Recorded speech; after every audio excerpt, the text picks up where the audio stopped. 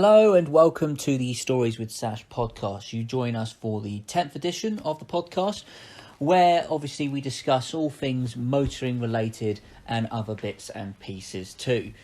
Now, unfortunately, what's happened with this particular edition is that we had some technical difficulties, which meant that my voice was hideously out of sync with both Rob and Mike's. So what that's meant is that I've had to really cut the podcast down quite substantially, as it just wasn't very good at all due to the lack of coherency in our voices. So I've just kept the last segment, which is on iconic cars. The first part was on motorways, which doesn't sound thrilling, but it was actually quite a funny conversation, which is a shame, and it's sad to lose that. But I hope you enjoy it anyway. And maybe it might give you a bit of a break and a bit of a bite-sized chunk podcast for a change. So, thank you for listening and enjoy. Rob, go. Shut up. At this point, I'm clutching at straws. Our favourite service station and toilets with fucking self-cleaning we spent seats. Quite a lot of time on the motorways, but actually we've got something interesting to talk about. Yeah, please chop some of this down, Sash. Maybe I should have done this point first. But anyway, it doesn't matter. Most iconic car brand ever. You're wrong. Right? It is. It's Mercedes. Well, define how is that the most iconic? You have to define. We need to talk about what makes a car brand iconic or a car iconic first of all, don't we? But Rob, use Mercedes as your example. First motorized car? There you go. Mercedes. Yeah, but that doesn't. Yeah. That doesn't make them necessarily the most iconic. Everybody in the world always aspire to own as Mercedes. No, they don't. Right-minded people. I mean, that's kind of a fair point, actually. I mean, not everyone aspires to own, but Mercedes has always been seen within society. Oh as, yeah, don't mistake what I'm saying. Well. I'm not saying it's not an iconic car, but is it the most iconic car? Because Mercedes is iconic, like you said. This is why they're having huge. They make all these different cars. Everyone aspires to trucks. Yeah, vans. Everyone aspires to have them. They've got the racing team. They've got all these new. They tend to be known as the company that pushes a lot of things, or at least they traditionally did, pushes a lot of sort of new technology in their cars. Mm-hmm. But that doesn't necessarily make them the most iconic. Okay, so right. That's probably a good opportunity for us to work out what it is that makes a car brand iconic.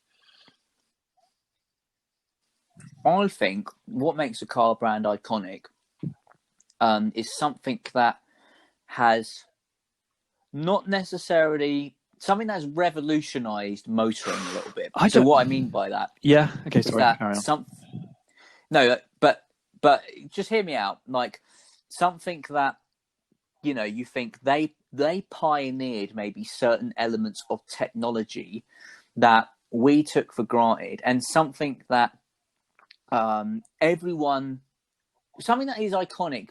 I think people should be able to recognize within the car community. I don't know. I think no people are going to have different opinions on obviously what is iconic, but something that I think brings something to the masses and something that's changed something for motoring, I think is pretty iconic. I would say. But there's loads of things. I mean, I think it's difficult to really pinpoint it. I don't know whether you. Yeah, no, I agree. That's the thing. It's not necessarily the best car on the market. If there's just loads of cars, that then pretty much by default becomes an iconic car. Because if they're just everywhere, I'm thinking in my head Toyota. They're just everywhere, and that is an iconic brand for many different reasons, but also because they're just everywhere. Like, so that is sort of an icon. If you're just looking for, and I mean, I guess that was sort of one of their principles when they were becoming sort of larger and into the market in different parts of the world outside of Japan, was they were going for that cheap, economical, small car that everyone could have, and therefore became an icon because everyone could afford them and have them. Whereas, like you said, the Mercedes, people might aspire to have a Mercedes, but they're driving a Toyota.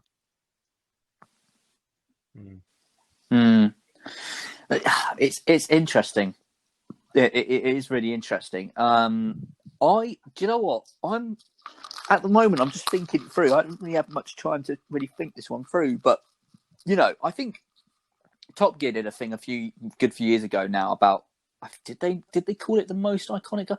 But funny enough, they actually mentioned that I think it was Lancia was the most iconic car brand ever because they did transform the world of rallying. They took the world of rallying by storm. They were the first to do a lot of things, actually. They were the first car manufacturer in the world to turbocharge and supercharge an engine on the same engine. I think they were the first car in the world to mass produce a 6-cylinder car, if I'm correct in saying that. I think they're also the first one to properly mainstream manufacture the 5-speed gearbox. So they did quite a lot of significant things, but nobody ever really remembers Lancia because they're not here today with us. So, but I'm not saying that is the most iconic car brand. I'm just saying that's what they're. That was sort of my point with Rob saying that Mercedes sort of invented the first motor vehicle. Was historically that is an iconic moment. Obviously, it's the most iconic moment in cars. Probably that doesn't necessarily mean that they're the most iconic brand now. No, I'm saying the thing is okay, everybody knows what a Ferrari is. So if you're going to talk about the most iconic Italian brand, everybody knows Ferrari, and there's no way that anyone's going to try and argue that Fiat is Fiat or Lancia or Lamborghini or any of these other car brands hold a candle to Ferrari as if you're buying an Italian car, it's a Ferrari. Yeah. Agreed. I think I have to agree with that. That's probably the best example of that. But I think also for Germany, that's the same for them with Mercedes, almost. Although they have a lot of.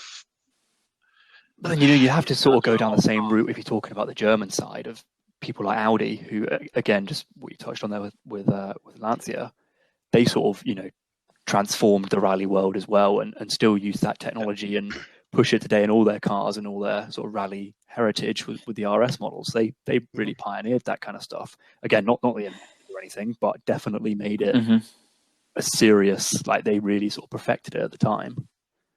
There's but I think there's two kinds of per country you've got an A brand and B brand of car brands for that country, and in Italy's case it's only really Ferrari that's in the A band. For Germany it's probably Mercedes, and Mercedes because of its sort of it's a luxury brand, but it also it's got a big footprint of what it makes, and then from the other side of that is probably Volkswagen, just in terms of the amount of business presence they have. And that's what I was going to say. It's sort of Volkswagen was going to be my, possibly my answer for the most iconic car brand would be VW. Yeah, I mean they're iconic. Like you said, they've got all the history behind them as well. I mean these days, I like are we counting them? People like Audi, for example, are part of the VW group. Are we counting that as part of VW being iconic? I wouldn't necessarily. Well, I mean, you could use that as a justification, but I wouldn't necessarily bring. Just because VW is iconic doesn't mean that Audi is iconic. If Audi is iconic, does that mean exactly? Yeah. If they own loads of iconic brands, does that then make them as a larger brand iconic? I mean, do you know what? I have to admit, I failed to even consider VW. I'm not going to lie,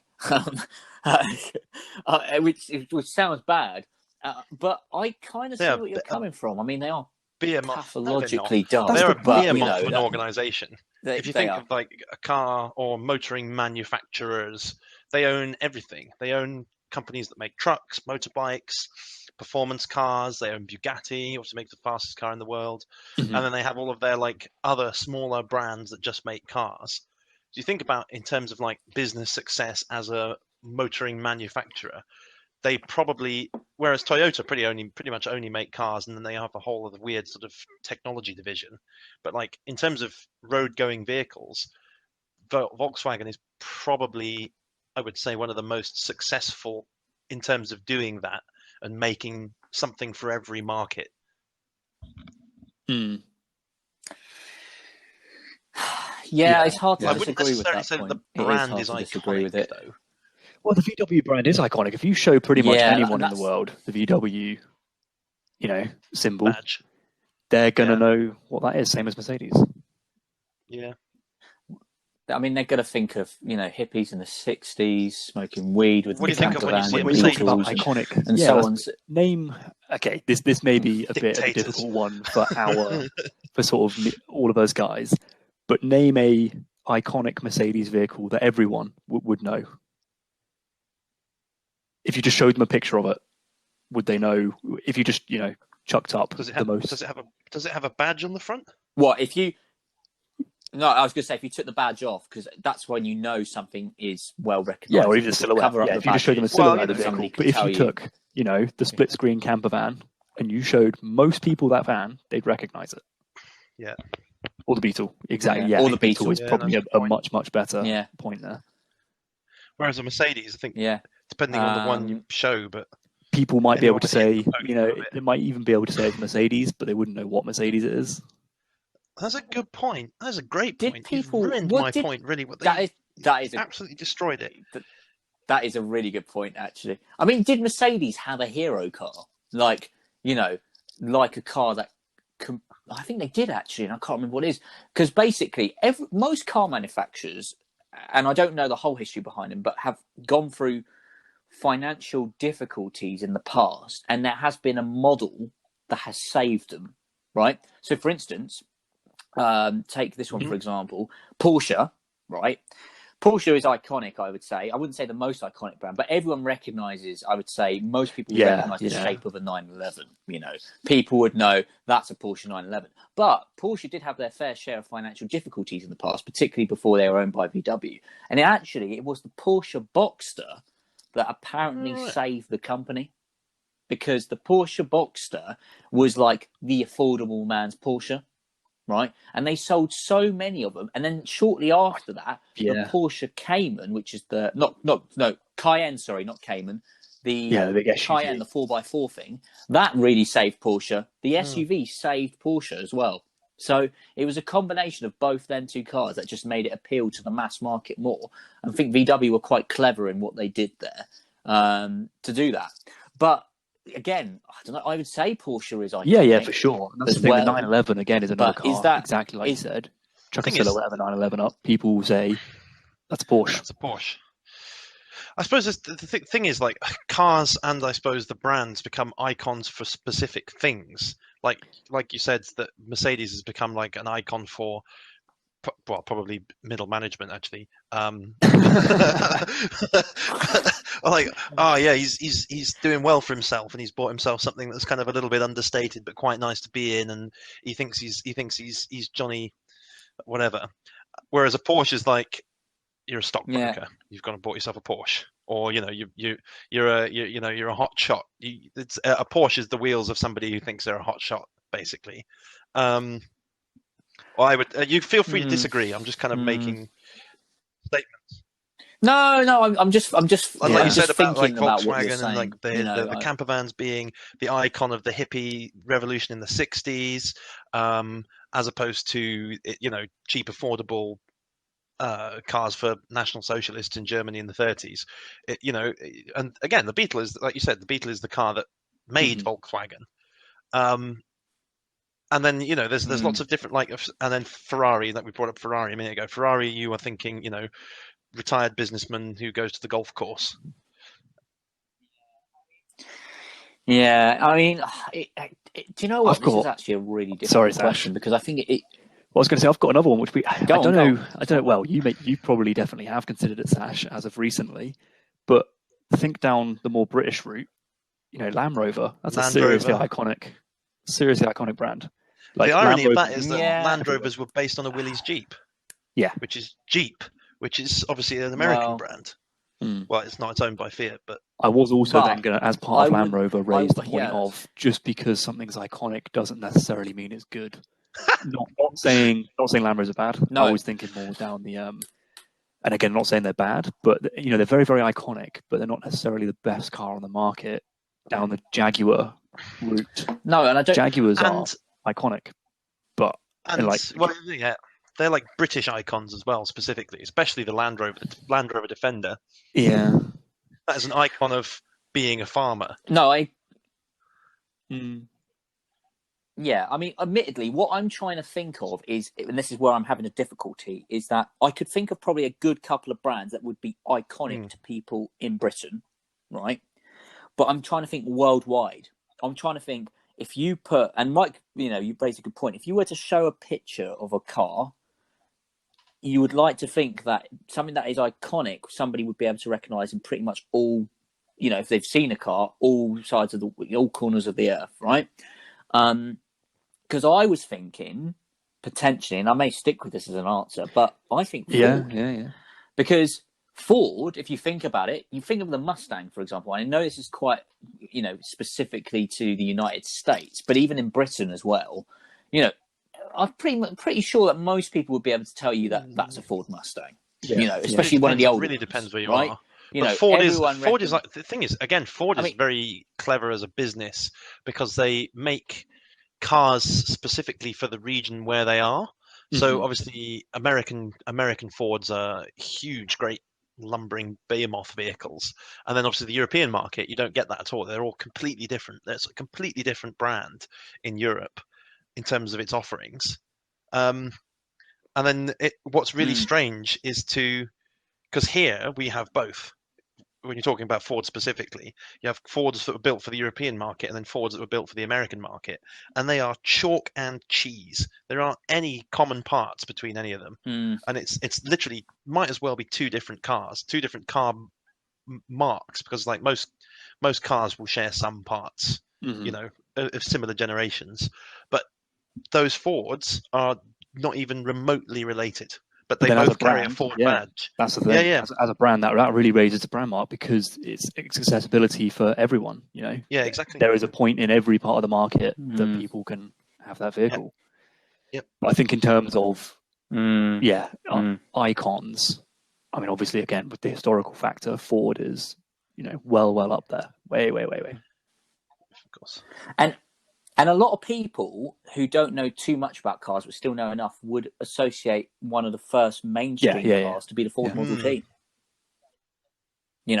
So not a lot of people know about the fact that Mercedes were actually the first car manufacturer to sort of manufacture. But that again comes back to the exact same thing of generally Ford Model T was so famous and so well known and iconic because it was made to be cheap and accessible. That's true. You open a can of worms. This is actually really difficult. I'm not going to claim. I have, and I'm not going to claim. I mean, I think in some respects it's easy to discount the brands that you think are definitely not iconic, sort of globally. So, for instance, as much as I'd love to say that they are, Saab is definitely not iconic globally, right? And it's a shame. I'd love to back them up, but I have apart from their cup holders. I mean, they're pretty iconic. But and the night panel button. But Saab isn't. Could one argue though on that subject? Again, maybe not worldwide, like Volvo, because think of the estate car. A lot of people, if you saw a box, again for icons, their iconic stuff is more down, as you were saying, with like developing technology and things for Mercedes. Volvo's renowned and iconic for their safety. Right, they're probably known around the world for that reason.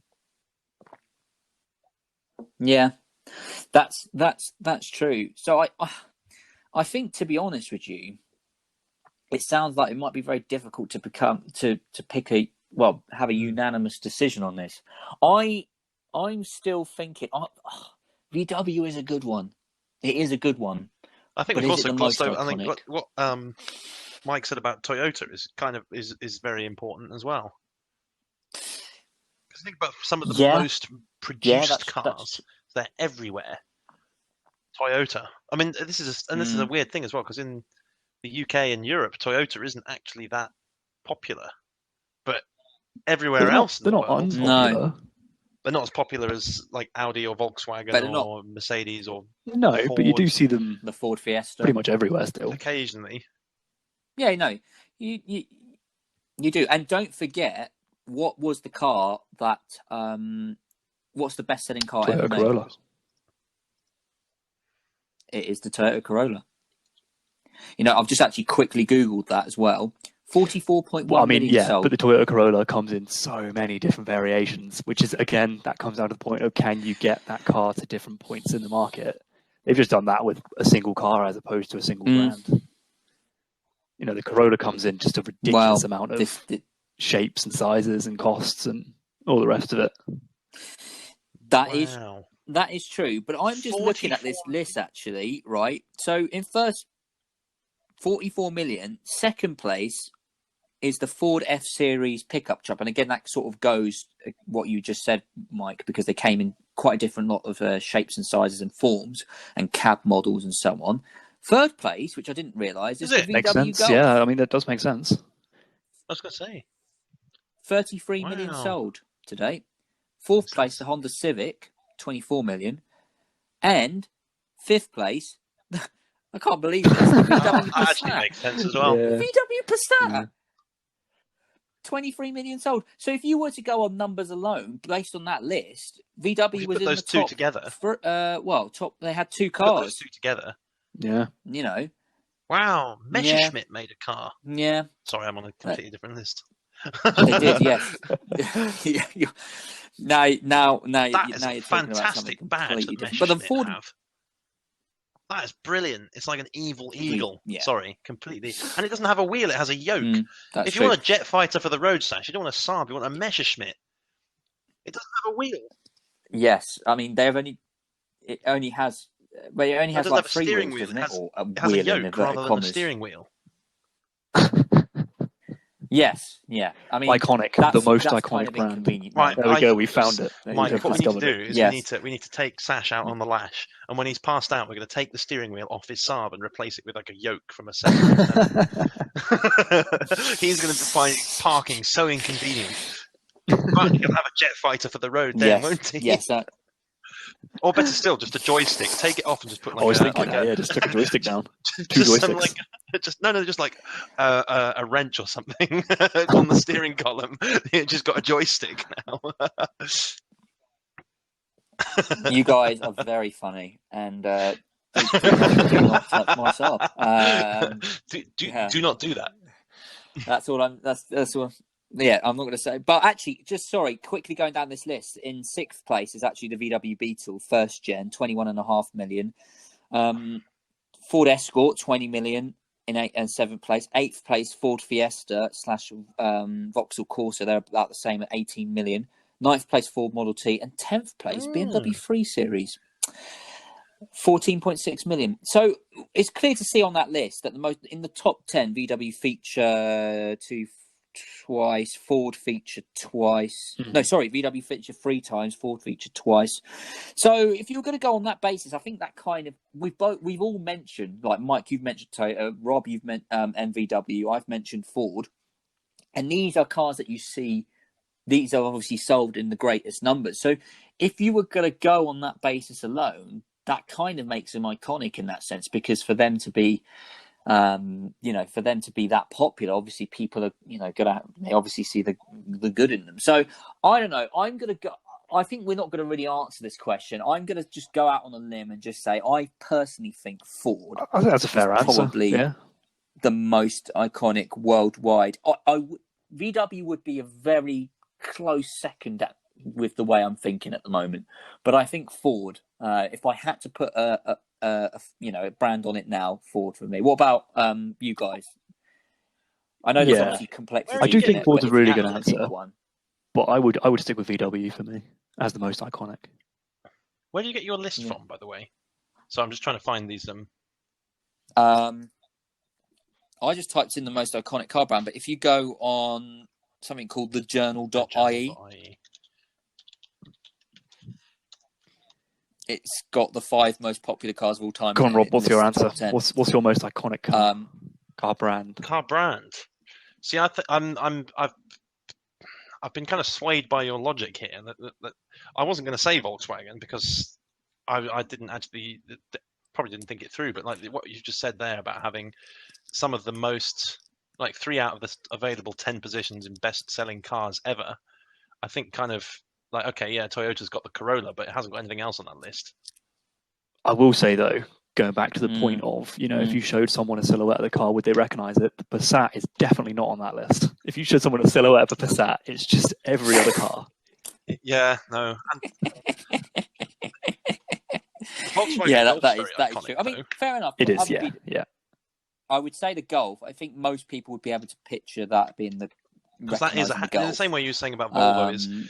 Volvo is the estate car. That the estate car is the icon for Volvo. Yeah. The Golf, other than like the behind your camper van and the Beetle, the Golf is the icon. Is the icon for a hatchback. Mm. Yeah, no, I wouldn't disagree with that. So you would say VW as well, Rob, based on that logic.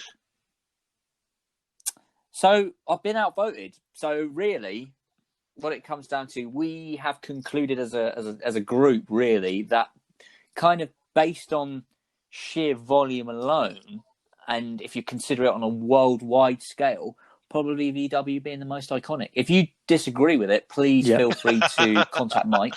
All complaints have to now go through me. Is that how it is? Yeah. His Instagram handle is Mike95, I think. I might have to double check that. I'll also post his. I'll post his address later. And send mail as well. Yeah, so you're going to get inundated with a load from our one listener who's on VW. Yeah. But I think that's a good time to end this podcast, chaps. Thank you very much for joining me again. And thank you to the only listener on the line for tuning in, if you are still here after the motorway conversation. Please join us again next week for more motoring-related topics. I'm going to propose that maybe you guys come up with have a good think about coming up with a couple of ideas that we can talk about. Or if anyone is listening and does want to feed in their ideas, please feel free to actually send it to me rather than Mike. So anything of importance to Sash, anything of non-importance to me. Yes, and